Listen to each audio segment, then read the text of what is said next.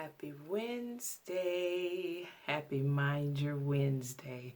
Seems like these weeks are going by so fast. We're already at the last Wednesday of February of this year. Hope you guys are having a great week so far. And today I kind of want to talk about procrastination. I know it sounds like a old mean word, but we all can do it and put things off or, talk ourselves out of doing certain things. And just getting back to work from being out for so long and getting reacclimated and into a routine of being back at work, I kind of noticed that I would be like, okay, I'll do that when I get off this call, or I'll do that when I finish going through my emails, or I'll finish that when I come back from lunch, or I'll do that when I get more information and I can do, and I don't really need to start it right now, right? And I think by saying I'll do it when, meaning whatever I'm currently doing, either has more priority or really I just didn't want to do it at the moment, but it was possibly something that I could have done. And so it kind of gave me a little fancy way of putting stuff off. And ultimately, what I end up with is a stack of I'll do it when, right? And I think we all have done that at some point.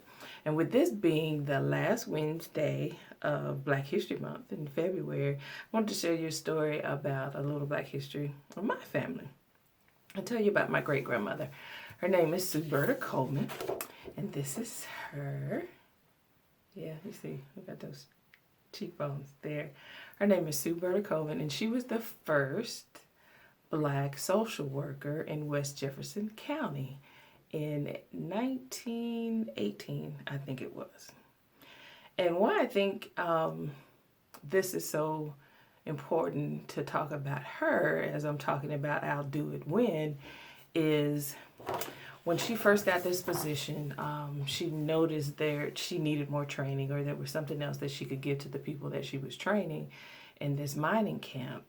So she decided that she was going to take out a loan of $300 in 1918. You can imagine how much $300 was back then. She went to Chicago to train with Jane Addams. Now, if you don't know who Jane Addams is, she was a co-founder of the ACLU, and she was awarded a Nobel Peace Prize. Can't get my words out. And as well, so she chose to borrow $300, go to Chicago, and study under Jane Addams for 8 weeks. Actually, it was 6 weeks. 6 weeks. Now, mind you, she did this. She was married. She was in her early 40s, and she had 4 children, right? But she knew she needed something more, or desired something more, to be better and to do better and to give back to this community. So can you imagine had she said, I won't do that now. I'll do it when I can save $300 and go. I'll do it when all my children are grown or graduate or move out of the house. Or I'll do it when, can you imagine? And we do those, I do that or have done that, with these small things that work from time to time. But we do that in our life.